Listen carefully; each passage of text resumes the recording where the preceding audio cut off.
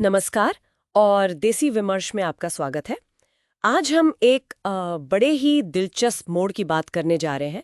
मतलब अंतर्राष्ट्रीय मंच पर कभी-कभी कैसे दांव उल्टे पड़ जाते हैं, उसका एक उदाहरण। हाँ। हाँ, मुद्दा जुड़ा है भारत और पाकिस्तान के बीच के हालिया तकनीकी और रणनीतिक तनाव से। हुआ यूं कि पाकिस्तान ने भारत की ब्रह्मोस और स्कैल्प मिसाइलों के कुछ टुकड़े दिखाए। दावा किया कि वो इन्हें डिकोड कर रहे हैं, तकनीक को मतलब कमजोर बताने की कोशिश। लेकिन नतीजा बिल्कुल उम्मीद से परे। पाकिस्तान का इरादा शायद भारत की मिसाइल क्षमता पर आप कह सकते हैं सवाल उठाना था, पर इस कोशिश ने अनजाने में ही सही ब्रह्मोस के लिए दुनिया भर में दिलचस्पी बढ़ा दी है। हाँ, सुनने में आ रहा है कि 15 से ज्यादा देश अब इसे खरीदने पर विचार कर रहे हैं। तो आज इसी कहानी को थोड़ा खोलते हैं, परत दर परत। हम समझने की कोशिश करेंगे कि पाकिस्तान का ये दावा आखिर था क्या, और ये ऑपरेशन सिंदूर जिसका जिक्र कुछ रिपोर्ट्स में है, वो क्या चीज़ है, और वो जो चीन की PL-15 मिसाइलें थीं, वो कैसे नाकाम रही थीं, और ये वाला मामला उससे कैसे जुड़ता है। और सबसे ज़रूरी बात कि भारत की जो मिसाइल कूटनीति है, उसको इस सबसे अनजाने में कैसे फ़ायदा पहुंच गया। देखिए, हमारी ये चर्चा विश्वसनीय सरकारी रिपोर्ट्स, रक्षा समाचारों और जो सार्वजनिक रूप से उपलब्ध विश्लेषण है, उन पर आधारित है। हमारा मकसद सिर्फ जानकारी सामने रखना है, किसी का पक्ष लेना या विरोध करना बिल्कुल नहीं।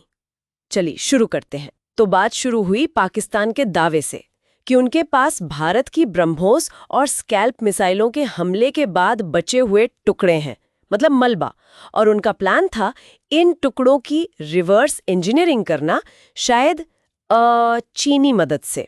हाँ, बिल्कुल।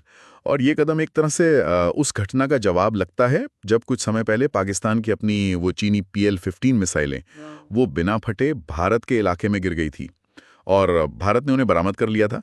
तो शायद ये उसी का बदला लेने या कह लीजिए बराबरी करने की कोशिश थी। अच्छा, लेकिन ये पूरी कहानी भरोसेमंद क्यों नहीं लग रही? मतलब क्यों विशेषज्ञ इसे ज्यादा तवज्जो नहीं दे रहे हैं? देखिए, इसके दो सीधे सीधे कारण हैं। पहली बात तो ये कि पाकिस्तान जो तस्वीरें दिखा रहा है वो मिसाइल के टुकड़ों की हैं, कोई साबुत मिसाइल नहीं है। अब मिसाइल के टुकड़ों में मिलना ये तो इस बात का सबूत है कि वो अपने निशाने पर लगी, उसने अपना काम पूरा किया, मतलब सफल रही। हाँ, सही बात है। अगर मिसाइल साबुत मिलती, बिना फटे, तब उसकी काबिलियत पर शक होता, जैसे कि वो PL-15 के साथ हुआ था। अच्छा, तो आप कह रहे हैं कि टुकड़े मिलना असल में मिसाइल के सफल होने का प्रमाण है, ना कि उसकी विफलता का। मिसाइलें लगभग साबुत मिली थीं, बिना फटे हुए। ऐसी स्थिति में उसकी तकनीक, खासकर जो उसका गाइडेंस सिस्टम है, उसको समझना या रिवर्स इंजीनियर करना, हाँ, सैद्धांतिक रूप से संभव है। लेकिन ब्रह्मोस या स्कैल्प जैसी जो आधुनिक मिसाइलें हैं, उनके धमाके के बाद बचे टुकड़ों से उससे ये करना बहुत ही ज्यादा मुश्किल है। क्यों? ऐसा क्यों? क्योंकि मिसाइल का जो असली दिमाग होता है, मतलब उसका गाइडेंस और कंट्रोल सिस्टम, वो तो धमाके में ही नष्ट हो जाता है ज्यादातर। ये टुकड़े तो बस बाहरी खोल या ढांचे के हिस्से होते हैं अक्सर। उनसे पूरी तकनीक समझना नामुमकिन सा है। अरे वाह! मतलब वो जिसे अपनी कामयाबी समझकर दिखा रहे थे, वो असल में भारत की मिसाइलों की कामयाबी का एक तरह से इश्तिहार बन गया। ये तो कमाल का मोड़ है। हाँ हाँ हाँ, कुछ ऐसा ही समझ लीजिए। अनजाने में ही सही वो दुनिया को बता रहे हैं कि भाई ये मिसाइलें इतनी असरदार हैं कि निशाने पर पहुंचकर ही धमाका करती हैं, साबुत नहीं गिरती हैं। इससे तो भारत का काम आसान हो गया। उसे अपनी मिसाइल की क्षमता साबित करने के लिए अलग से कुछ कहना ही नहीं पड़ा। और इसका सीधा असर अब दिख रहा है।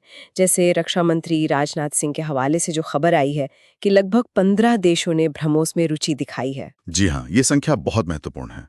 इसमें देखिए, फिलीपींस तो है ही, जिसके साथ सौदा पहले ही हो चुका है। वियतनाम, इंडोनेशिया जैसे दक्षिण पूर्वी एशियाई देश हैं, और साथ ही अब मध्य पूर्व, अफ्रीकी देश और कुछ दक्षिण अमेरिकी देश भी, वो भी अब ब्रह्मोस के जो निर्यात वाले संस्करण हैं, उनके बारे में भारत से जानकारी ले रहे हैं।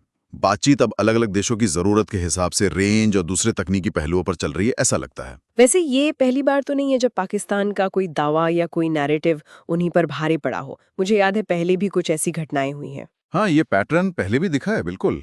जैसे जब वो PL-15 मिसाइलें नाकाम हुई थीं, तो चीन की तरफ से एक बहाना आया था कि वो तो एक्सपोर्ट मॉडल था, असली वाला नहीं। हाँ हाँ, याद है। फिर एक दावा राफेल विमान को मार गिराने का भी किया गया था।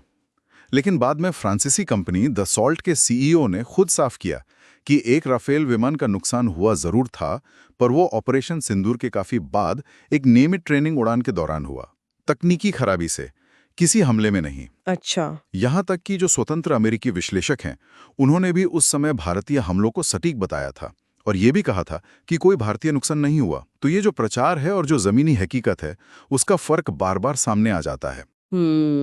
तो कुल मिलाके इस ताज़ा घटना ने ब्रह्मोस को नुकसान पहुंचाने के बजाय उसकी साख और मांग दोनों को ही बढ़ा दिया है।